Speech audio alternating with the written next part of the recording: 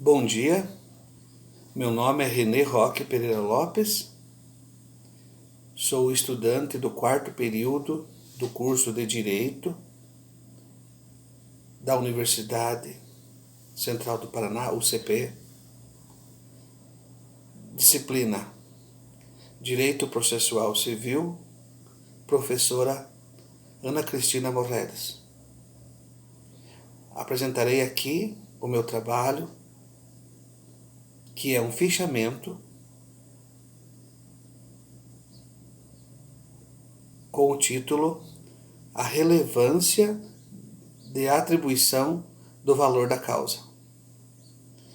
Bom, como introdução do nosso trabalho, a gente analisando vários autores e baseado no artigo referenciado pela professora, nós notamos que os estudos e pesquisas foram realizados pelos seus autores.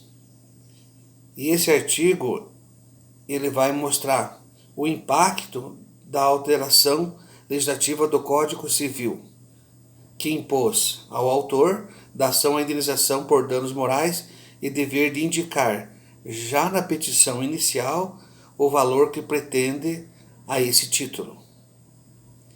E de acordo com o Código de Processo Civil, a toda causa será atribuído o valor certo, ainda que não tenha conteúdo econômico imediatamente aferível.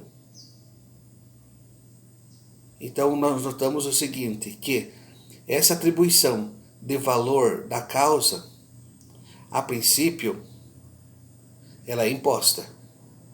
Mas vamos ver no decorrer das pesquisas e na sua conclusão, as coisas podem configurar de forma diferente. Por exemplo, olha o que nos diz Eupídio Donizete, que o valor da causa é requisito da petição inicial. Aí eu mostro que essas coisas poderão mudar até o final. E deve ser atribuído ainda que a demanda não tenha conteúdo patrimonial. Esse requisito pode interferir na fixação da competência. O valor da causa nos juizados especiais, estaduais pode chegar a 40 salários mínimos no recolhimento das custas processuais, na fixação de honorários, na determinação da possibilidade de o inventário ser substituído pelo arrolamento dos bens e tratando-se de execução fiscal nas espécies recursais cabíveis. Então vemos que é a relevância da atribuição do valor da causa descrita nos autos, ela faz um comentário acima que interfere na limitação da indenização devida entre as partes, o que pode ser prejudicial para muita gente. Com certeza será, para um ou para o outro, ou para ambos. A fixação do valor da causa. O valor da causa é requisito de petição inicial. Como já vimos, isso pode mudar.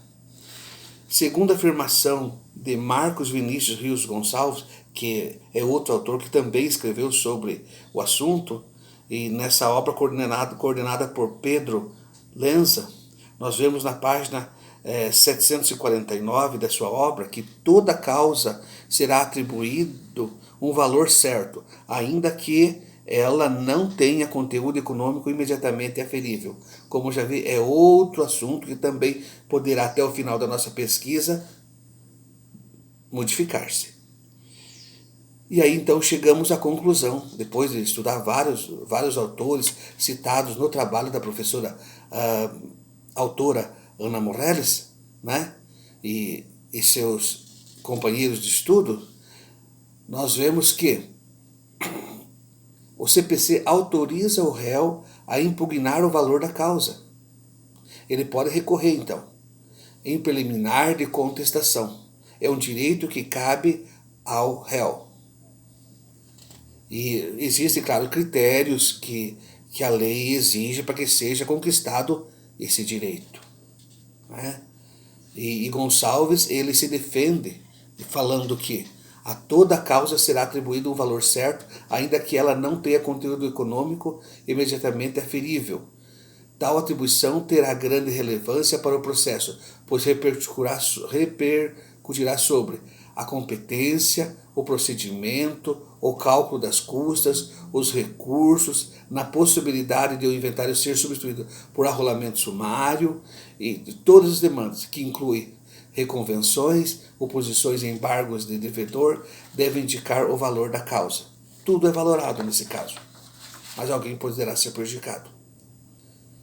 Assim, considerando a grande relevância que o valor atribuído à causa tem no processo, ante as consequências que advêm dessa atribuição, foi que o legislador do Código de Processo Civil atual definiu os critérios objetivos do valor da causa, e que muitas vezes se torna temerário.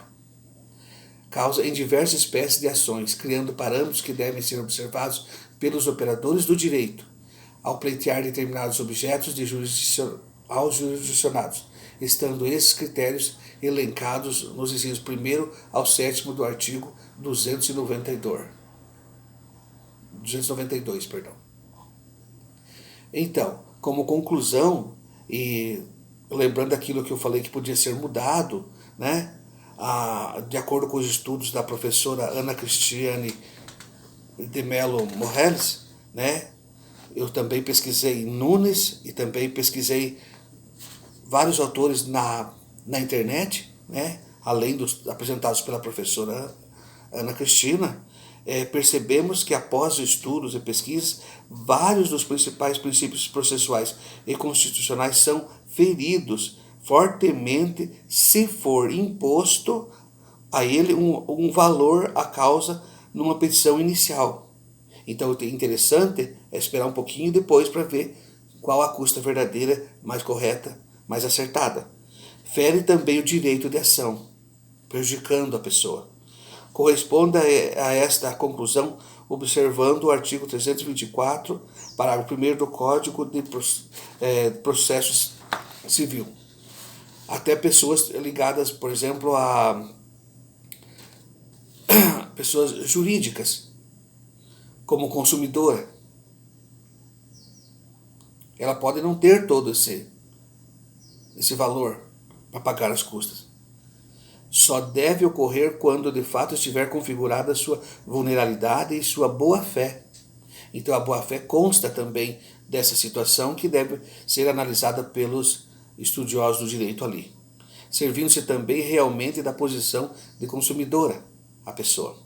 Sendo assim, notamos que no artigo 292, o atual Código de Processo Civil representa um entrave no exercício pleno do acesso à justiça, na medida em que a demanda indenizatória poderá representar ainda mais prejuízos ao autor.